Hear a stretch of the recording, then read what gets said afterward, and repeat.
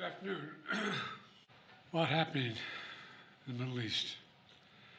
After 13 years of civil war in Syria, more than half a century of brutal authoritarian rule by Bashar Assad and his father before him, rebel forces have forced Assad to resign his office and flee the country. The fall of the regime is a fundamental act of justice.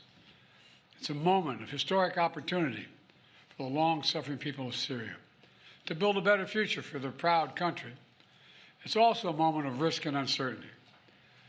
As we all turn to the question of what comes next, the United States will work with our partners and the stakeholders in Syria to help them seize an opportunity to manage the risks.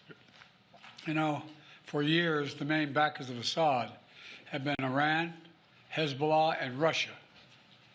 But over the last week, their support collapsed, all three of them, because all three of them are far weaker today than they were when I took office. And let's remember why.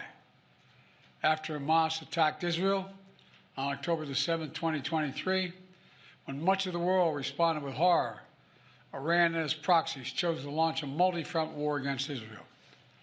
That was a historic mistake on Iran's part. All this made possible for Iran and Hezbollah to continue to prop up, impossible, I should say, for them to prop up the Assad regime. Additionally, Russia's support for Assad also failed. And that's because Ukraine, backed by our American allies, has put up a wall of resistance against the invading Russian forces, inflicting massive damage on the Russian forces. And that has left Russia unable to protect its main ally in the Middle East. Excuse my cold.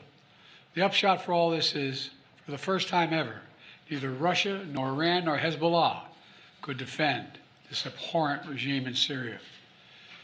We'll support Syria's neighbors, including Jordan, Lebanon, Iraq, and Israel, should any threat arise from Syria during this period of transition. I will speak with leaders of the region in the coming days. I had long discussions with all of our people earlier this morning. And I'll send senior officials from my administration to the region as well.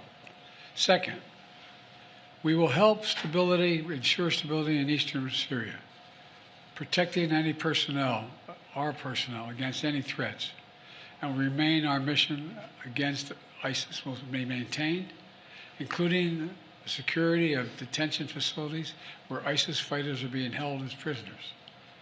We're clear-eyed about the fact that ISIS will try to take advantage of any vacuum to reestablish its capabilities and to create a safe haven. We will not let that happen. In fact, just today, U.S. forces conducted a dozen of precision strikes, airstrikes, within Syria, targeting ISIS camps and ISIS operatives.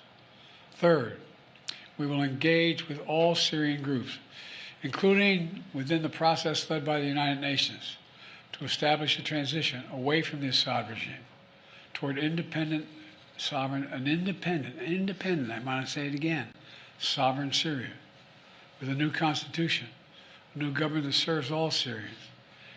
And finally, we will remain vigilant. Make no mistake, some of the rebel groups that took down Assad have their own grim record of terrorism and human rights abuses. We've taken note of statements by the leaders of these rebel groups in recent days, and they're saying the right things now.